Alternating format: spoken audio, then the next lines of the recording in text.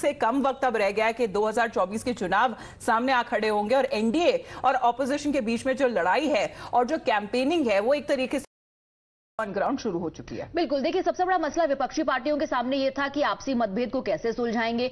ये 26 पार्टियां एक यूनाइटेड फ्रंट रखने की कोशिश लोगों के सामने कर रही है और बेंगलुरु में ये कोशिश भी की गई कि आपसी मतभेद को हम सुलझा लेंगे एक कॉमन मिनिमम प्रोग्राम के लिए।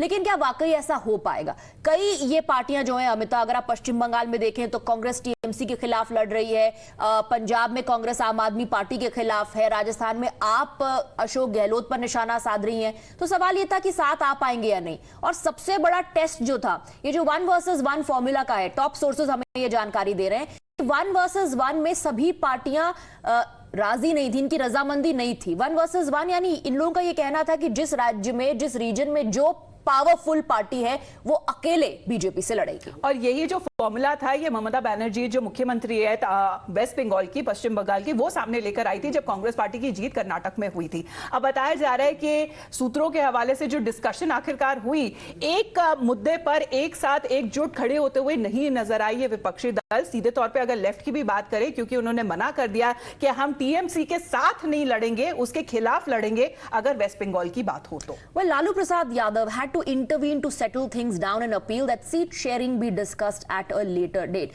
Meanwhile, the BJP claims that the parties are also unable to decide on a convener for the alliance, and Nitish Kumar was upset because he was not chosen as the convener, and that's the reason why he left early. हम लोग को लगता है कि शायद उनको convener नहीं बनाया गया जिसकी बहुत उम्मीद बैठे थे, या उनको प्रोजेक्ट नहीं किया जा रहा है। इन्हीं कारणों से पहले लौट के चले आए। पिछले बार अरविंद केजरीवाल प्रेस कॉन्फ्रेंस का बहिष्कार करके चले आए थे। इस बार नीतीश कुमार, लालू प्रसाद और उनके साथ जो लोग थे वो लोग चले आए। अभी चार्टर फ्लाइट थी, 2 घंटे बाद भी आ सकते थे, इसमें ऐसी कौन सी बात थी? तो ये तो देखिए, जो विपक्षी एक तो ये करे इंडिया, तो देखिए इंडिया की लड़ाई भारत से होगी। एनडीए भारत को रिप्रेजेंट करता है और आज तक जब भी इंडिया और भारत की लड़ाई हुई है उसमें भारत की जीत हुई है। अब जहां इंडिया वर्सेस भारत की लड़ाई की बात हो रही है, विपक्षी दल ने जो डिसमिस कर दिया है बीजेपी के क्लेम को, ये कहते हुए कि आखिरकार जब ये सारी विपक्षी दल एक साथ हुए, पहले पटना में और उसके बाद बेंगलुरु में, ऐसी स्थिति को देखकर बीजेपी और एनडीए डर गई है।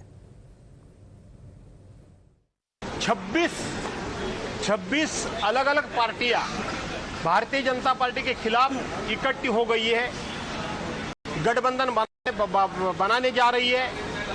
कल तक भारतीय पार्टी बोल रही थी कि हम हमारे अकेले के बलबूते पे फिर 400 सीटें चुन के लाएंगे। आज उनको झूठा बयान देना पड़ा कि हमारे पास भी छोटी मोटी 30 पार्टियां हैं। इसका मतलब जो कल तक पार्टी, भारतीय जनता पार्टी सबकी यही चेष्टा करती थी कि सब पार्टियां इकट्ठी आ रही है, तो अभी उनको भी सब इकट्ठी पार्टी, छोटी मोटी पार्टी इकट्ठी करनी पड़ी। इसका मतलब जो बेंगलुरु में मीटिंग हो गई उसका इम्पैक्ट 2024 के पार्लियामेंट के इलेक्शन पे सकारात्मक दिखाई देगा। We all believe that constitution and democracy is under threat. We all believe that India has to be protected and safeguarded now. So that's why we all come together.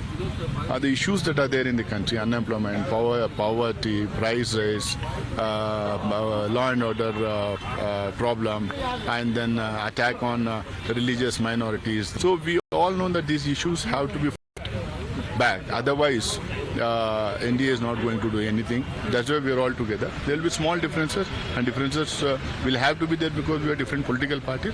But those differences will be set aside, and as an one unit, we will be fighting the 2024 elections. Opinion of the party is already every parties are united. We have to protect the idea of India. Now, idea of India is totally disturbed by BJP government. We have to retain that idea of India. We have to value our constitutions. We have to value our common people's grievances. We need to have a common platform to fight for that causes. That is why we are all together here. दूसरी meeting के बाद आज किसी को शक नहीं है कि 26 पार्टियां इकट्ठी हैं। इस बात का भी शक नहीं है कि 26 के बाद संख्या और बढ़ेगी। इस बात में भी शक नहीं है कि इन 26 पार्टियों के ऊपर मोदी जी और अमित शाह का नया आक्रमण आपको दिखेगा। फिर ईडी, सीबीआई, का काम बढ़ा देंगे ये लोग। जहां तक बात है हमारी प्रतिक्रिया की, तो हमारी प्रतिक्रिया, हम जनता के मुद्दे को लेकर एकत्रित हुए हैं। हम संविधान की रक्षा के लिए, लोकतंत्र की रक्षा के लिए एकत्रित हुए हैं। यहाँ जो हम सामूहिक लोग बैठे थे, 11 राज्यों में हम सरकार चलाते हैं।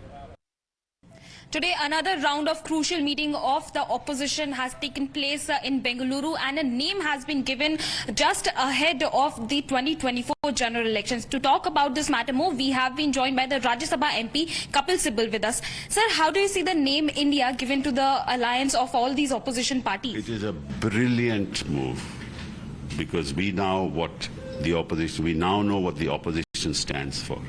It stands for the people of India. Right, not 2 or 3 people of India, right? So therefore, it's India going to be India versus Modi ji. That's what the fight for 2024 will be. That India versus Modi ji is India on the one hand representing the Dalits, the marginalized communities, the tribals, women, the all castes, all factions in India, everybody, right? That's what inclusive India is, which Modi ji has moved away from. So it's a fight between inclusive India, and exclusive India. Modi ji stands for that exclusive India. We stand for an inclusive India. Sir, it is also a fight between 26 versus 38, because today there is a meeting of NDA as well. In Which 38 is he talking about? Those breakaway factions from political parties are the 38. Most of them are from the northeast, where they are riding on the coattails of other parties. Right. Basically, they are minor players. Actually, BJP is in power in about 4 states: Gujarat, Uttar Pradesh, Uttarakhand, and one other state, and Assam. Where else are they? The rest of them have usurped power from the elected representatives of the people. So what are they talking about? In power in 4 states in India, and the 38 motley parties who, on the coattails of which they are hanging on and riding, and they call them 38. This is again the manipulation of data, manipulation of numbers, without realizing that underneath is hollow. Sir, but on the other hand, we are witnessing that there are certain parties who are having ideological differences. Do you see this as a challenge for the opposition unity as well? Because in some of the states, a revolt has already started on the ground. Like in West Bengal, we have seen that the Congress leaders are not really happy of Rahul Gandhi having dinner with Mamata Banerjee. These ideological differences, would it be able to resolve? Why are you worried? I mean, if all parties, including Mamata ji, have decided to come together, including Kejriwal ji have come together, why is everybody else worried? When we've come together. तो जो तमाम आरोप आपने सुने विपक्ष की तरफ से, तमाम बयान जो आपने सुना, इसका जवाब बीजेपी की तरफ से भी दिया जाए। अब केंद्रीय मंत्री उदय सामंत कह रहे हैं कि अपना नाम इंडिया रख देने से कुछ नहीं होता, इंडिया के लिए कुछ करना भी पड़ेगा। सुनिए।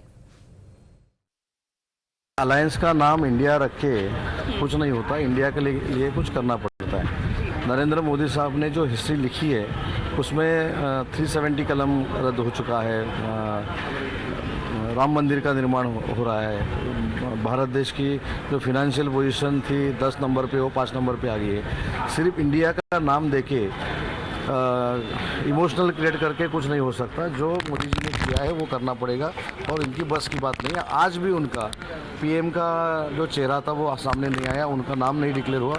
इसलिए मेरे ख्याल से इन्होंने कितने भी अलायंस की तो भी कुछ फर्क नहीं पड़ता। नरेंद्र मोदी साहब ही देश के पंतप्रधान होंगे।